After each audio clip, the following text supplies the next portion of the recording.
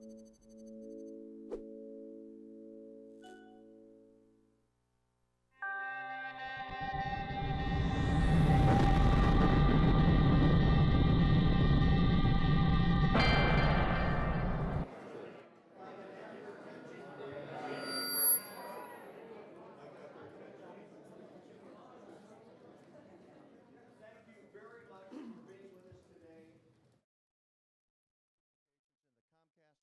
Universal Center for what I think will be, as I look at this audience, perhaps one of our most successful events ever. Thank you very much for being part of that. We are so delighted that you are here, and we're so delighted that our special guests are here.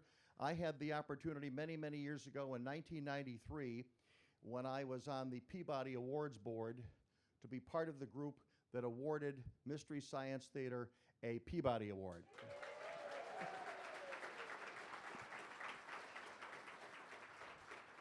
Couple of housekeeping and commercial announcements to begin today. First of all, at the conclusion of the event today, we will have on sale the Mystery Science Theater 25 and 26. They will be available for $35. The brand new one, which is number 27, will be available for sale for $40.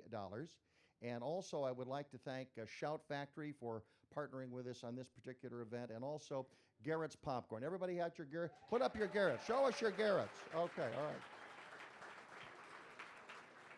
Also, we do have hand wipes, if you need hand wipes, because it's like fingerprints and Garrett's go together. But enjoy it. And also, we want to thank Mike Albright and the Chicago Mystery Science Theater 3000 group. Thanks very much. Appreciate it very much. Now, in welcoming everyone here today, we should mention, by the way, if you want to tweet this to your friends around the country, we are live streaming this event. And again, eventually, maybe in a couple of weeks, we will again, you'll be able to see it again. But again, if you want to let people know that, you can take flash pictures during the event, but again, we cannot record the event. Okay, everybody agree that? We're all on the honor system. You can't record it, but you can tweet to your friends that tune in as well. How many people in the audience today are members of the Museum of Broadcast Communications? Okay, all right. Well, then let me take an extra minute here. Let me say that for a membership for $30, you will get advance notification of all events like this. There will be free admission to the museum for a full year, and you would get a discount on events like this, or public events that we do in the future. For 1 year, it's $30 an individual, and at the conclusion, the gentleman that many of you met coming in, if your name starts from R through Z at least, or you purchase your ticket, Zach Chesley, who is our marketing director, he will be downstairs right where you came in. If you would like to become a member today, we thank you very much, and we would certainly appreciate it. This museum is able to grow, to do more things like this as our membership base expands. So again, we thank you for being here today. We know you heard about it from a variety of but again, these events as they happen in the future. We really appreciate that, and it means a great deal to us. Also, there's discounts in the store. There's all kinds of benefits that normally go with membership, and you will have it here as well. Now, one of the things that you would get advance notification are some important things that we do. We do some fun things, we do some pop cultural things, we do some serious things. This coming Wednesday night, we will be open late for the very first time.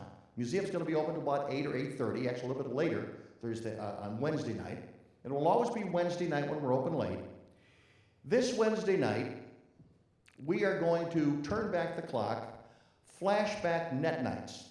Steve Jakowski, who co-authored with Daniel Berger the Chicago television book, which perhaps many of you have, it's available in the store, a longtime member of our museum archival team. He is going to recreate the primetime programming of November 20th, 1963. It's going to start at 6:30 with Ozzie and Harriet, and we're going to go right through to primetime when it ended at 10 o'clock Central Time. And the reason we're doing that day, that night, is that was the night when America was still laughing. We lived in a simple world at that particular time, for the most part. And what happened 2 days later was the assassination of President Kennedy. the 50th anniversary on Friday, November 22nd, 1963. And 50 years later, to the moment when the bulletin broke at 12:34 in the afternoon, all the screens in the museum will go to NBC coverage from that day. We will play the entire coverage for about 5 or 6 hours. We will then recycle it and play it into the early evening hours. So for those in the audience, and as I look around the room, there are many people of my generation that remember where you were, you know the importance of that moment, and there's a lot of young people in the audience today, you've heard your parents or grandparents talk about it. If you want to experience it for yourself, it will be here on all the screens. We are free of charge on that day, wide open to everyone on all the screens, to have one of the first moments in television history that really brought a nation together. It's a time that you'll see the very rudimentary way in which network news covered that particular story. You'll learn how quickly into that story the name of Lee Harvey Oswald was shared with the audience. So it's a memorable moment. Again, one of the serious things we do here, we invite you to come back for that. Again, you don't even have to be a member for that, to be honest, but again, we want to let you know about that. And also tonight, or last Saturday night, we had the National Radio Hall of Fame induction ceremony with Larry King, Reba McEntire, and all of the inductees from around the country, including Steve Dahl and Gary Meyer. Gary Meyer was there, Steve was not, but he's still inducted. And tonight, this is the first airing that will be in Chicago. Tonight at 9 o'clock on WLS 890 on the AM dial, you'll be able to hear that broadcast. So again, if you want to tune into that, feel free to do it as well. I'm going to be out of here in just a moment, but I want to thank three other people that are a very integral part of this event today. First of all, our librarian, our archives director, who has done a terrific job while here at the Museum of Broadcast Communications, and producing this event is one of his highest accomplishments. And today, I'm sorry to say, it's also his last day with us. He's got another job. He's moving to DePaul University, where he's going to do a terrific job for them as he did for us. Please join me in thanking John Giger. John, thank you very much.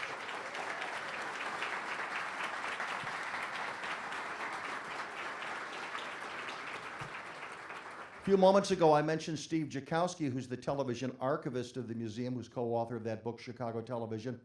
Another gentleman who is with us today, who is also going to be working the audience, taking your questions. Again, he is the television curator of the Museum of Broadcast Communications, author of numerous books, including Watching TV, Wally Podrazik. Wally, say hello.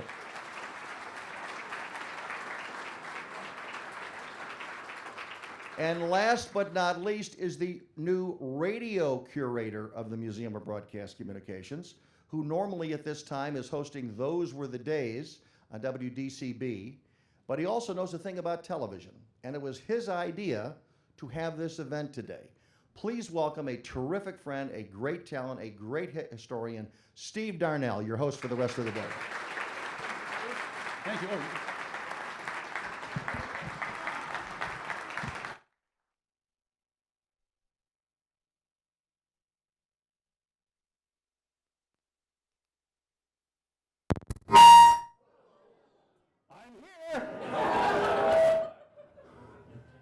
Am I too loud, John? Thank you very much. Before we begin, I do have one announcement that I'm sorry to bring to you, that due to illness, J. Elvis Weinstein will not be with us this afternoon. I'm very sorry to hear that, as I know you are. However, he can be with us in spirit with your help. We had a get well card made for Josh.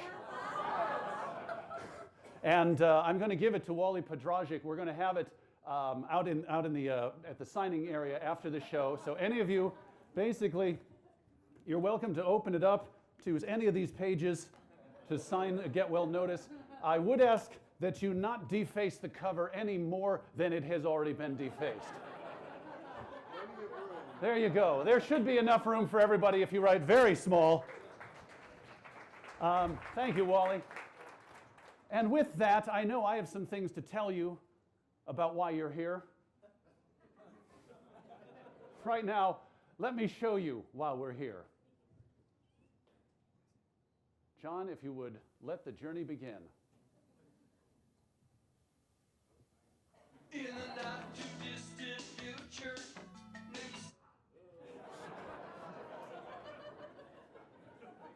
This is John's last event. Did we mention that? Why, look what's there.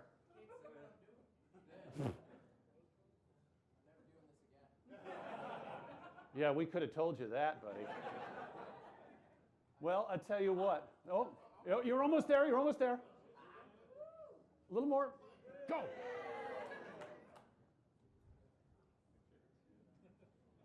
In the not too distant future, next Sunday AD, there was a guy named Joel, not too different from you or me. He worked at Gizmonic Institute, just another face in a red jumpsuit. He did a good job cleaning up the place, but his bosses didn't like him, so they shot him into space. We'll send him cheesy movies, the worst we can find. He'll have to sit and watch them all, then we'll monitor his mind. Now keep in mind, Joe can't control where the movies begin or end, because he used those special parts to make his robot friends. Robot, roll call, Cabot, Gypsy, hi girl, Tom Servo, Crow. You're wondering how he eats and breathes and other science facts. Then repeat to yourself, it's just a show. I should really just relax. For Mystery Science Theater 3000. Beautiful, huh? Wow. It was Thanksgiving 1988. KTMA in Minneapolis. Ronald Reagan was our president. The #1 song on the Billboard charts was Bad Medicine. And out of Minneapolis came a show with hairstyles that would rival both John Bon Jovi and Ronald Reagan. I'm sure all of us remember our first time. Yeah. I mean, watching Mystery Science Theater. For me, it was when my friend Alex lent me a VHS of a stinky cinematic suppository called Untamed Youth. Starred Mamie Van Doren and Eddie Cochran and a woman who looked eerily like Greg Brady.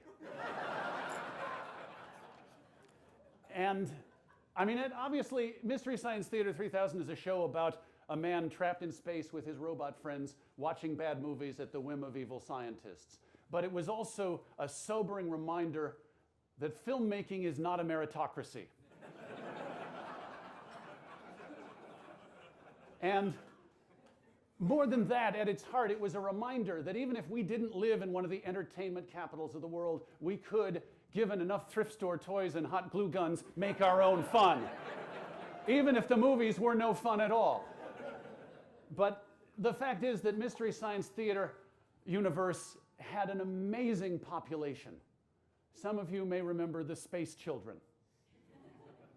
I was a teenage werewolf, teenage caveman, teenage strangler, teenage crime wave, teenagers from outer space, the indestructible man, the brute man, the projected man, the incredible melting man, the amazing transparent man, the amazing colossal man.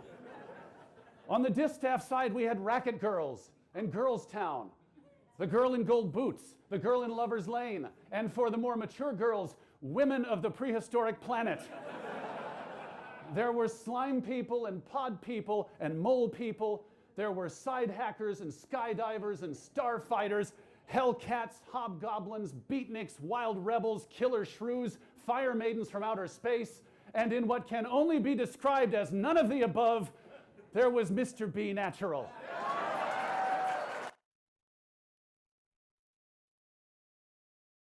It was the atomic brain, the brain that wouldn't die, the thing that wouldn't die, the crawling eye, the crawling hand, Manos, the hands of fate. There was Gamera, Godzilla, Gorgo, Hercules, Mitchell, Sinbad, Samson, and of course, Santa Claus and Hamlet. I know you're as excited as I am. It is a real thrill to be celebrating the silver anniversary of this Peabody Award-winning show, Mystery Science Theater 3000, and we are so honored to have three of its distinguished alumni here today. Please welcome to the stage in alphabetical order, Trace Pellew, Frank Conniff, and Joel Hodgson.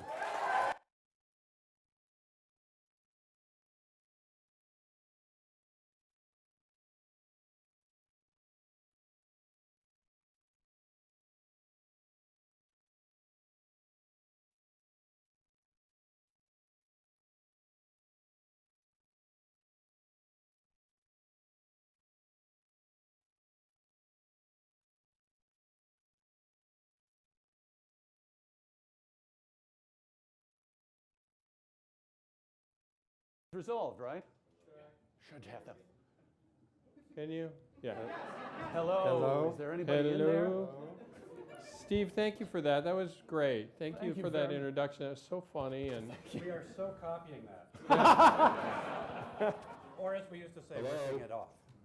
That's fine. You know, well, you guys have been all about taking from a variety of sources and making it your own. You know, that's, I think, one of the reasons that everyone here is so enamored with this show.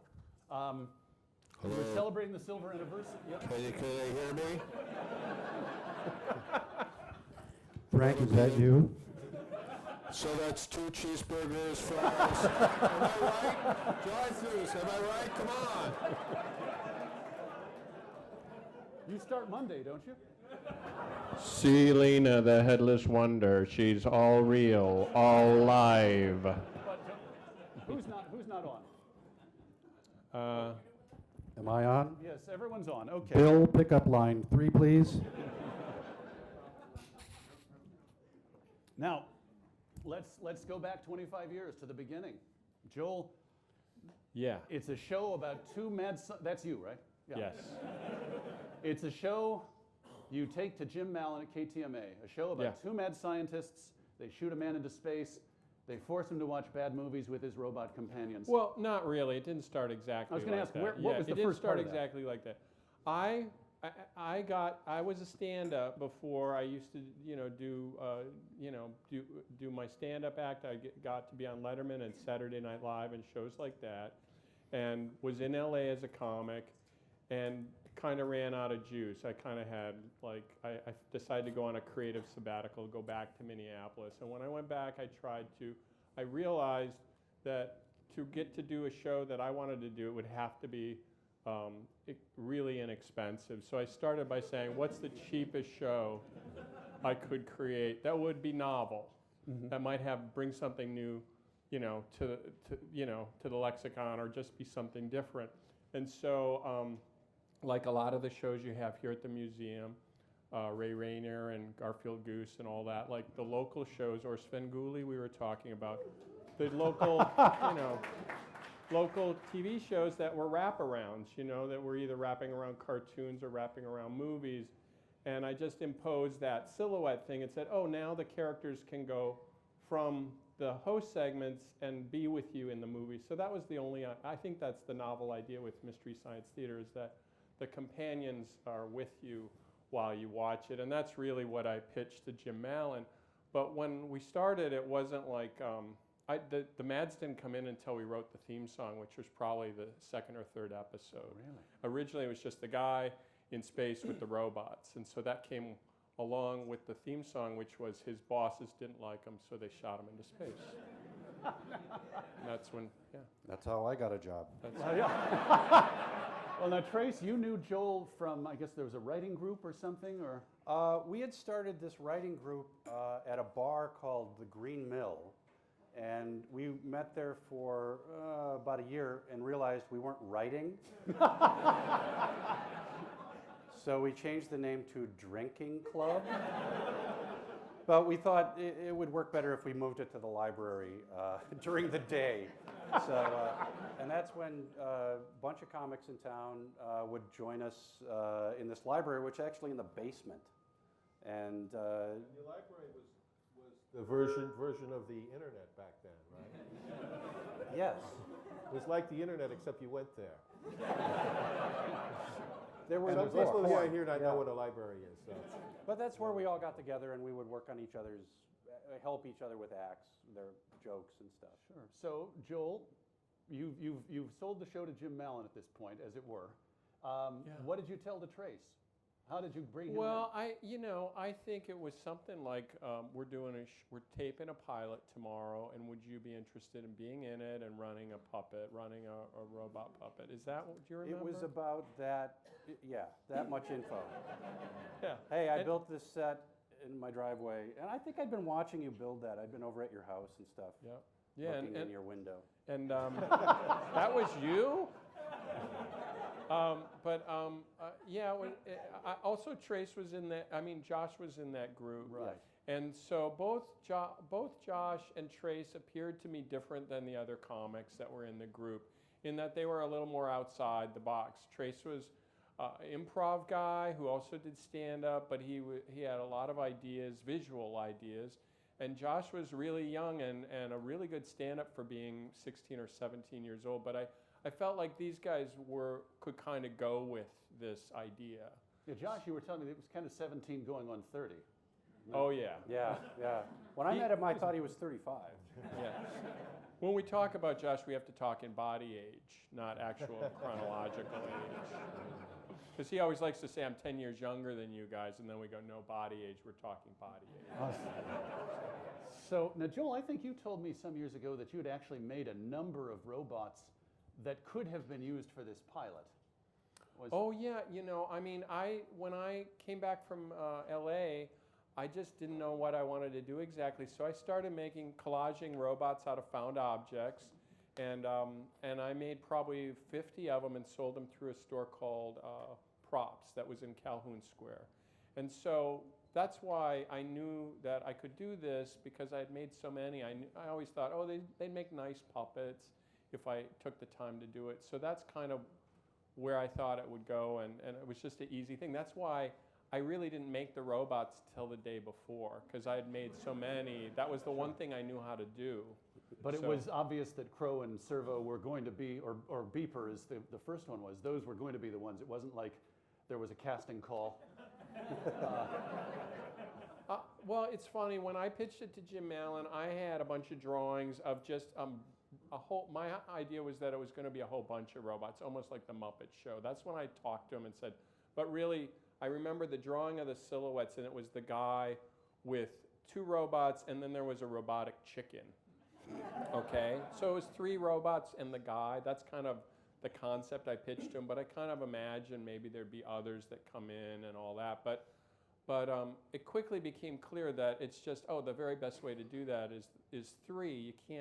You kind of can't beat it. It has this random feeling to it, even though I get every 3rd line. It doesn't sound like it. It seems like we're just talking. Sure. One of the things I've always loved about Crow and Servo, and I don't know if this was deliberate or not, but they almost always look like they're smiling. You know what I mean? And That's you. that's Yeah. okay. So they're not talking to me directly.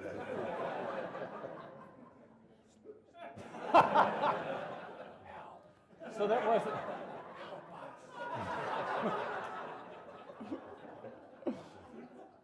So let me ask you, who or what, for all you guys, I mean, this probably applies as much to Trace as it does to you, Joel, but who or what were your inspirations when it came to giving voice to these characters, whether it was Joel, the man marooned in space, or Crow T. Robot, or Dr. Forrester, for that matter? My voice first, but I think Crow was influenced a lot by Groucho Marx, that wisecracky thing. We were all smart asses, growing up, and I think that being steeped in Mad Magazine and that kind of reaction to movies, that voice, I think, is where that came from. And I got a nasally, whiny voice. That seems to be funny. I don't know. Also, one of the first things I saw Trace do was Quabius. That's the name of the guy, Yeah, right? yeah. And it was a really brilliant, funny piece that he did, and I go, wow, this guy's like really talented. And I kind of feel like Forrester Yeah, that's was similar to your character Quabius over time. Yeah, Quabius was this dark character that I'd tell stories with on stage, and that's what Joel had seen.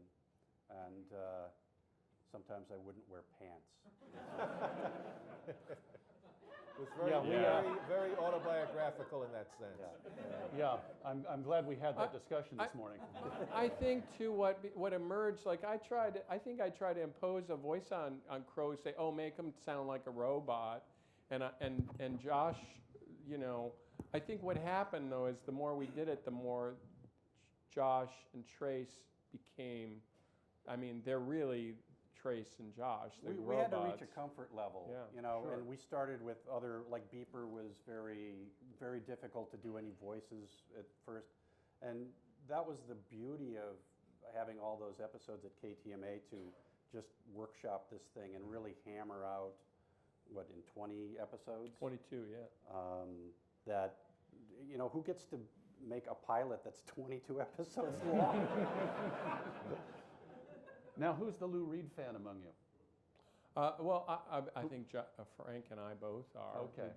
I mean, I really liked what you said on your Twitter feed about Lou Reed. Oh, yeah, I said, I offered my condolences to his offspring, which is punk rock, hard rock, metal, grunge, and the world we live in.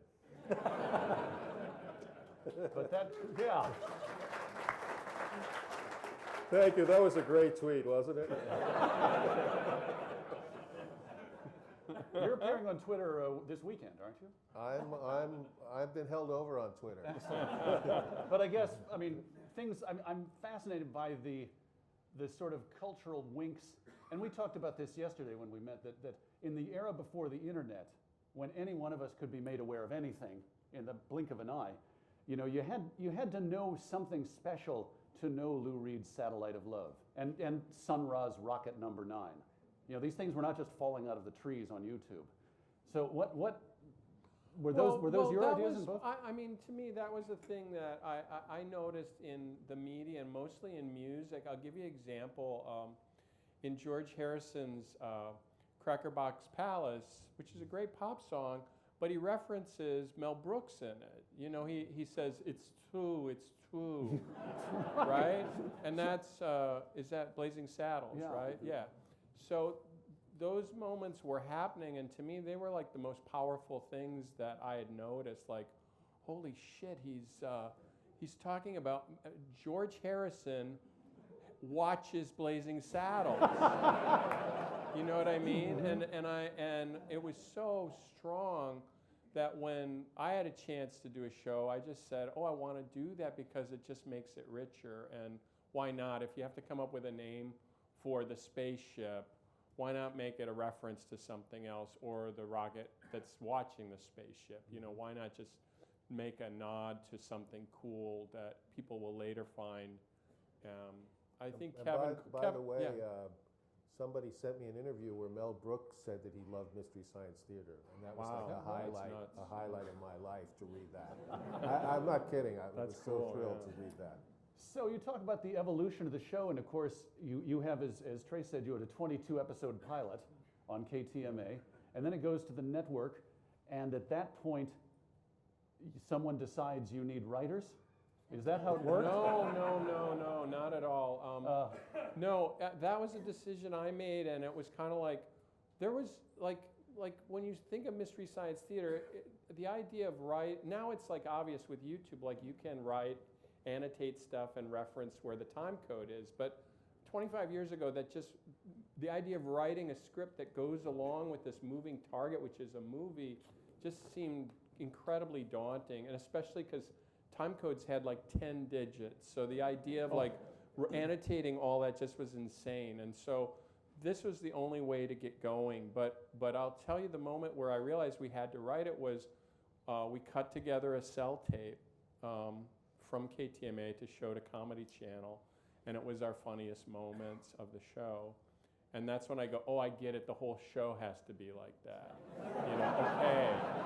All right, and I remember the conversation with Jim Mallon, because he was starting to do the numbers to see how much it would cost, and he goes, now we're going to improvise this, right? And I said, I don't think we should. Let's just write it now because we're getting paid, and let's just take our time to do that. And so that's when that started. That's when writing it started.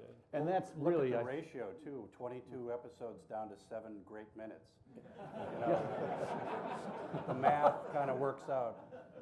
which was still better than most TV in 1988. I think. But in fact, no, that's of course the Mystery Science Theater that most of us think of is that which was scripted. I mean, some of you I know have seen the KTMA shows. I don't encourage anyone to look at KTMA No.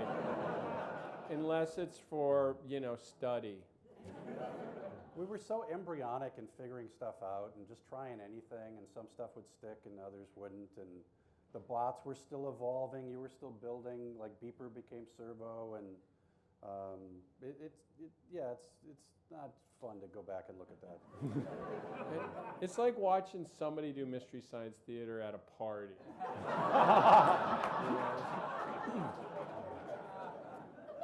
Now, of course, one of the writers you brought on eventually was this gentleman, Frank Conniff. Frank, you had a different perspective, perhaps, in that you came on after the show was up and running on the network. Right. Did you feel that there was an evolution in the time you spent on the show in terms of where it was in season 2 and where it was after season 6? I don't know. I mean, when I joined it, I think they had just gotten the budget to maybe, or the schedule to do an extra day of writing that you hadn't been able to do before. So I think even in season 1, which was written, season 1 on the Comedy Channel was written, and I came along in season 2. I think in season 2, my memory is that an extra day had been added to the writing process, so that when I came along, there was more time to write the show. But when I was first on the show, the writing room was just me, Mike, Joel, and Trace, because Kevin was in the editing room a lot. Everybody had other things to do on the show. You guys, when you weren't in the writing room, you were building props and stuff. And I was just there to sit on the couch and watch the television. So that was pretty sweet, I have to say.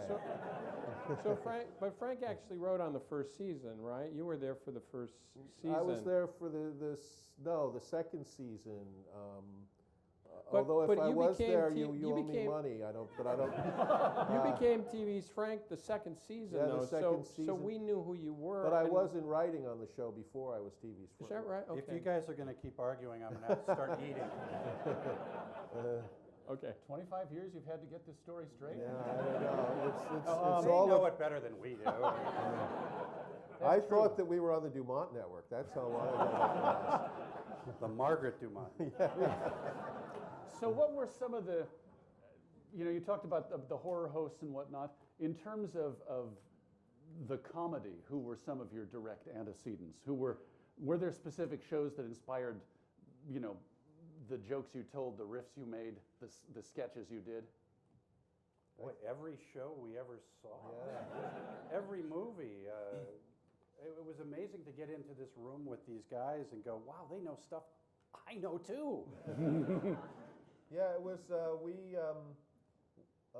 We reflected popular culture, but not just the popular culture of that moment. The popular culture of as far back as we could remember. So there weren't many Bill Clinton jokes on the show, but there were a lot of Adlai Stevenson jokes. We were talking about, I mentioned Untamed Youth earlier. Go ahead, sorry. No, I didn't mean that's. to cut you off.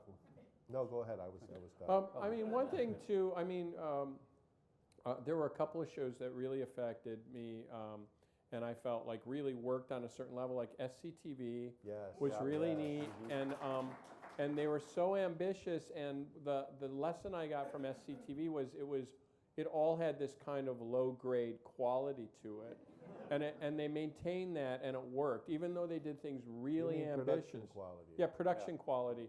And so I realized that the secret, and same with the Doctor Who, I used to watch that Oh my in gosh, college. yes. And it was like the Tom Baker Doctor Who.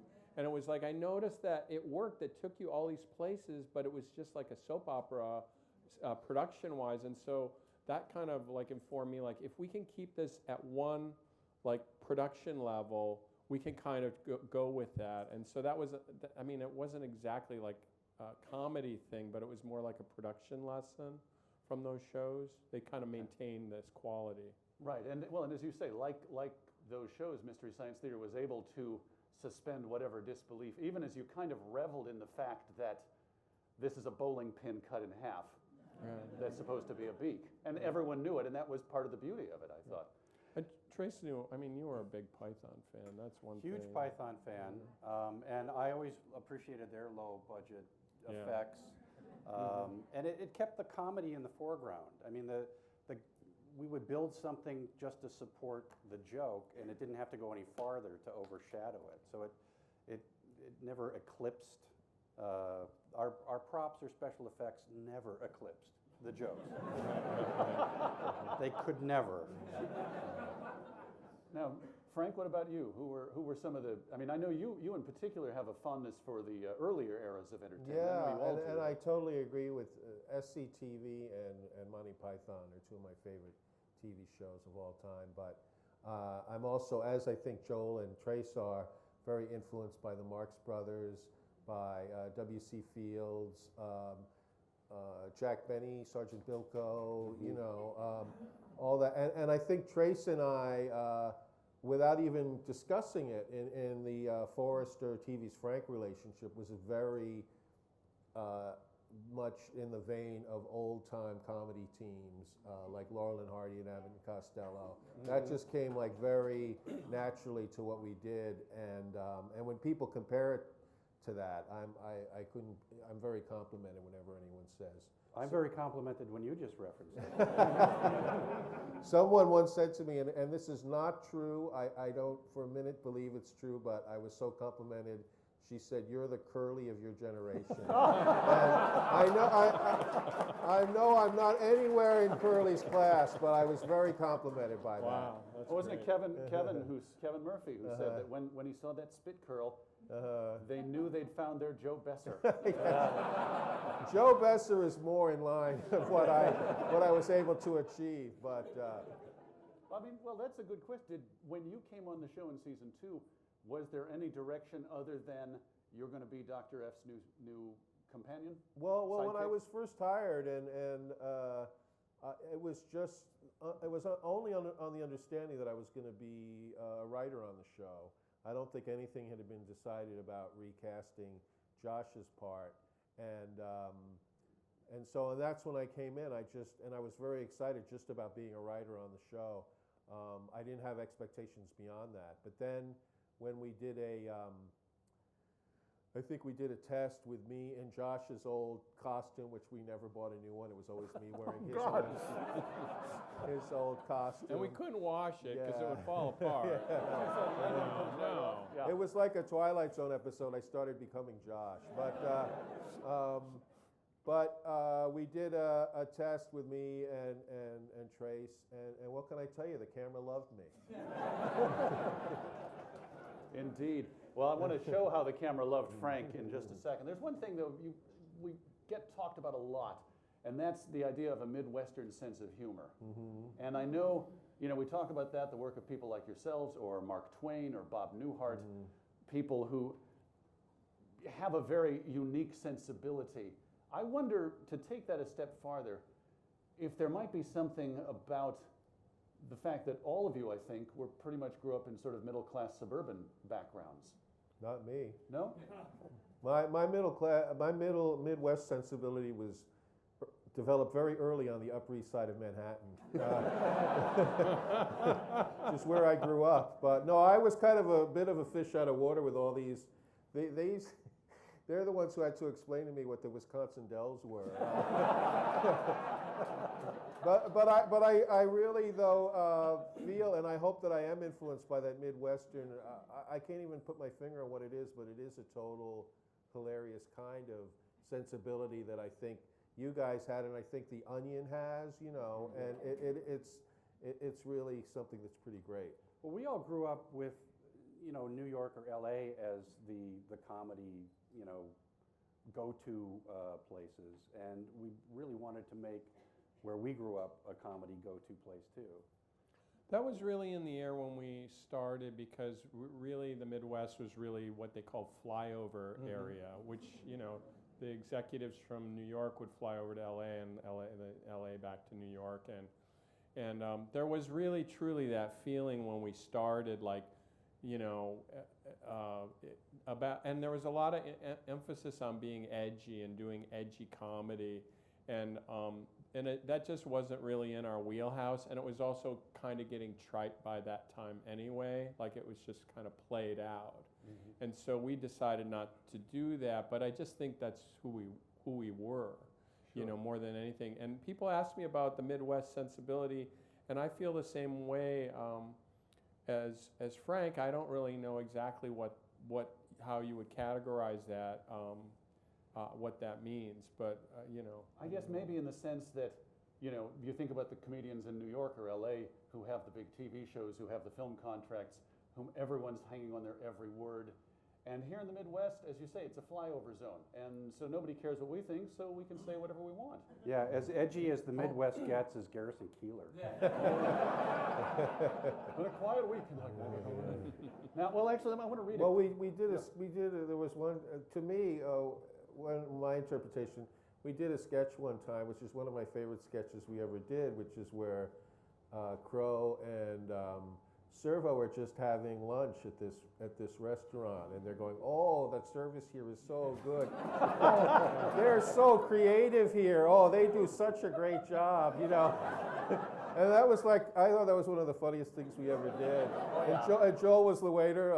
You know, there's some rum in that cake, so I'm going to have to card you. I'm kidding, of course.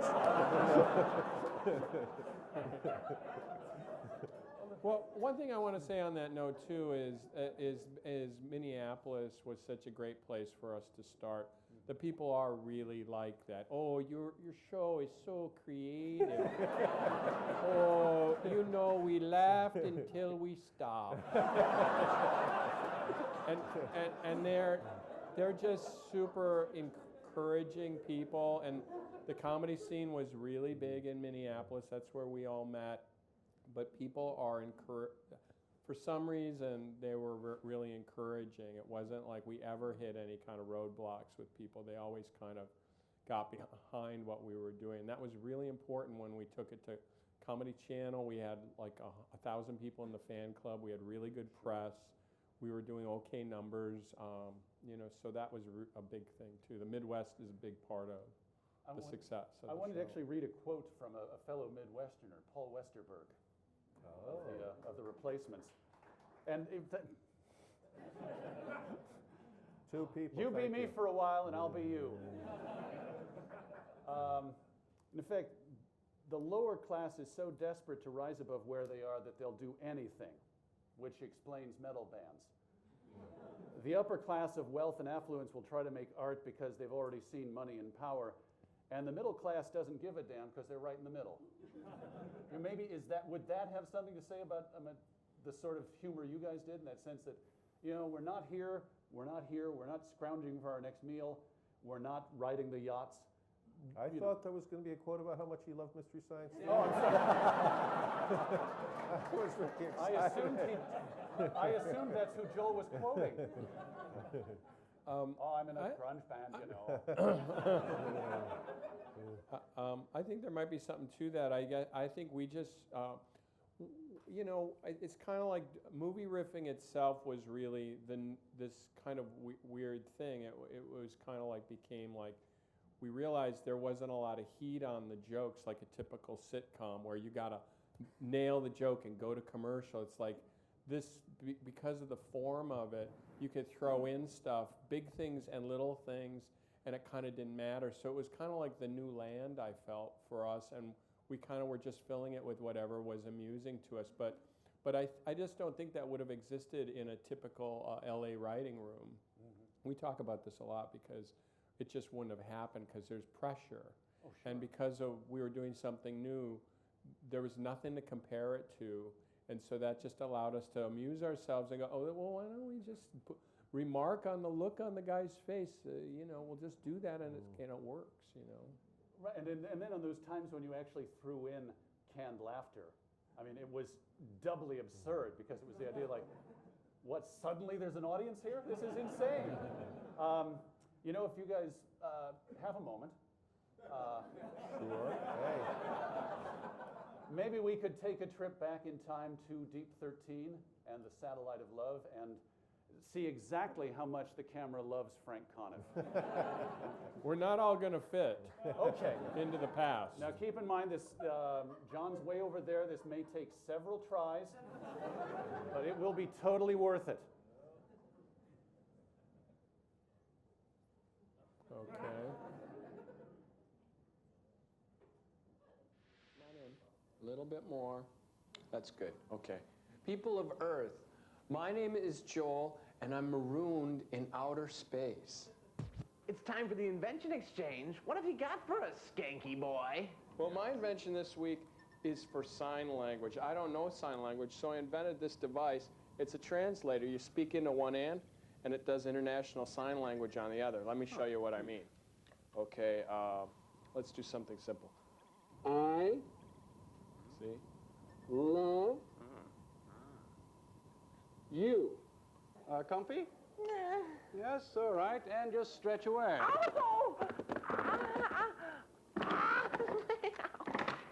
Oh, it doesn't hurt that much, you whiny TV.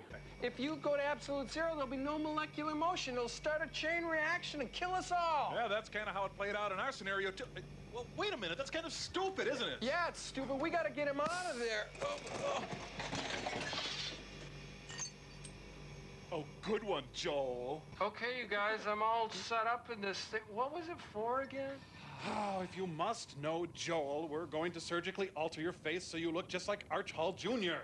Wait a minute. Who's Arch Hall Jr.? Oh, you know, Arch Hall Jr., the butt-ugly teen star in today's movie. Now, this might hurt a bit. Oh, Dr. Gypsy, patient needs gas. Come to me, for I am the magnet, and you are steel. Well, you look like Maud. They're going to kill Joel! They're going to kill Joel! Help! What do I do? What do I do? I gotta get him out of here! Hey, look, there's a prize inside that box of ham-dingers, an escape pod. I gotta go, guys. Hey, see you later. Sorry, folks, I can't come back. I don't know how it works. Goodbye. Frank, can't you see we're ruined? What are we gonna do? Well, we could send someone else into space. Who are we gonna find at this late date to send into space? Did you guys sign my time card? Hi, everyone. I'm Mike. Welcome to the Satellite of Love. We're not ready. You go first. Hey, no problem. Our invention is you. I'm Dr. Clayton Forrester. And I'm TV's friend. See? Oh, come on. There's nothing you can put in somebody's food that'll turn them into the cast of Renegade. Oh,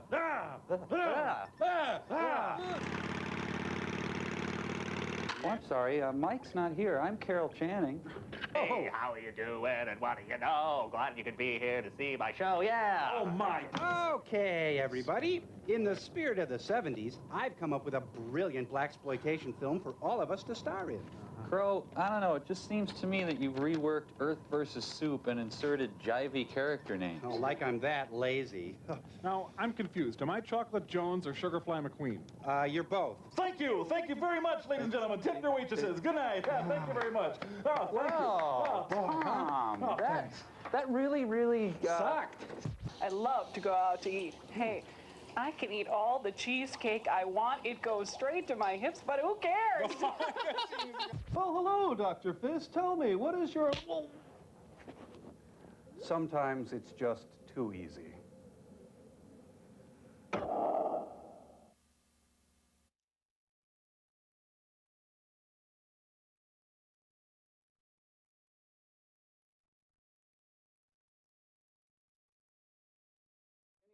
Any rules at all in the writing room in the sense of something that would or wouldn't actually fly on Mystery Science Theater in terms of these segments? Apparently not. Not that I know of. I think that we kind of policed ourselves. If somebody was offended by an idea, we just had a rule that it would just get thrown out. There was no discussion. There was no defending an idea. It was like, I don't like that, and we just take it out. So people just were free to kind of go, that's offensive, or I don't want that in. I think we had Well, maybe we ended up doing that one now. There were just a few things like that everybody was sensitive on it in a different way, but there was nobody who, like, I didn't preside over it. Mike didn't preside over it and say no, yes, no. It wasn't like that. So that's the way I remember it. You guys Yeah, I think about it like that? That's how I remember it now. I'm just trying to think of an idea that was too offensive for Mr. Because your show was never deliberately offensive. No, we were always aware that kids were watching the show. Yeah. And we never wanted to get in trouble with their parents. So, Interestingly, because I remember toward the end, and some of you may be able to back me up on this, but after you three were gone, and this may or not be responsible for that, sometimes the jokes could get pretty raw. Not blue, but I do remember a film called Blood Waters of Dr. Z, in which this mopey character is going around filling tanks and plotting revenge, and Tom says, I have such an elaborate masturbation ritual.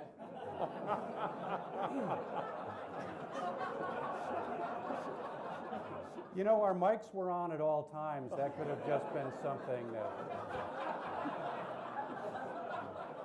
It wasn't, so you're saying it wasn't a riff? I don't think it was. Yeah, you were just... So that's just Kevin musing out loud? I think that's for the panel after our panel.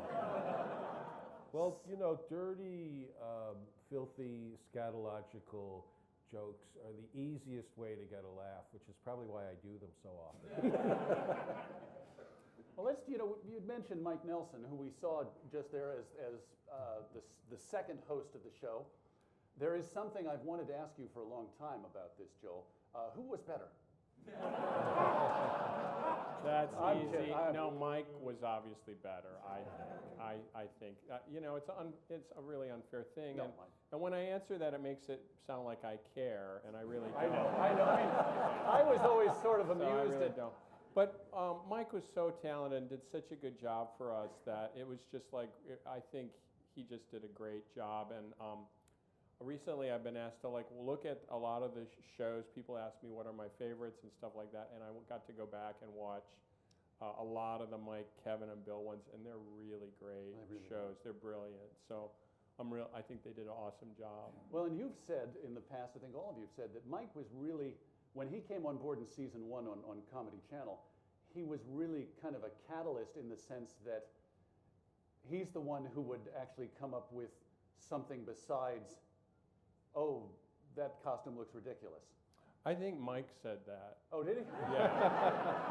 Yeah. So what did Mike bring to the writer's room? Well, I mean, it's kind of like, I think to me it was like really equal in the room. Everybody threw in stuff. Like, by giving him the title head writer, it sounds like he sat at the head of a table and we pitched ideas, and that's not really true. When you're the head writer on Mystery Science Theater, you hold the remote. Okay? I think one thing that Mike brought to the writing room that I'm very grateful for is me. Yeah.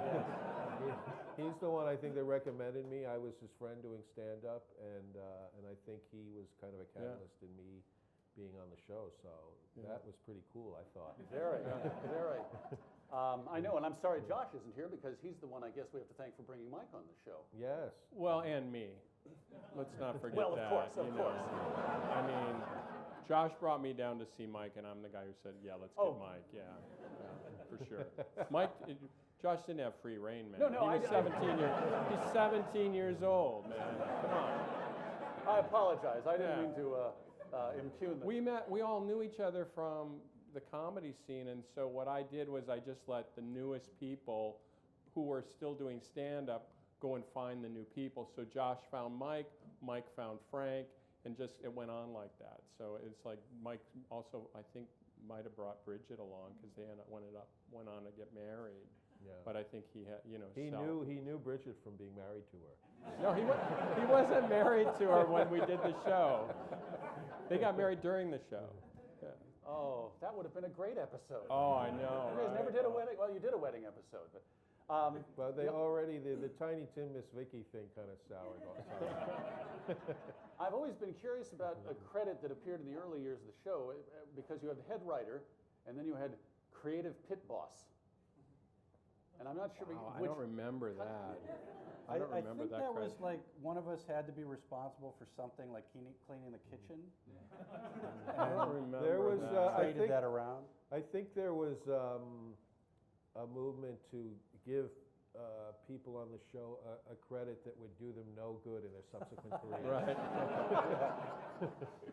Now, Frank, as I understand it, one of the responsibilities you assumed when you came on the show was sort of the point person for auditioning the films Right. that would be used on the show. So what did that involve, and dare I ask what criteria you had? Well, the movies had to be shitty. So you were really strict Yes, about I was that. strict. Yeah. In case you guys were wondering Yeah, why he brought in those and, shitty movies. But, you know, people ask all the time, are there movies that are so bad you could never put them on Mystery Science Theater? And the answer to that is yes, most of them.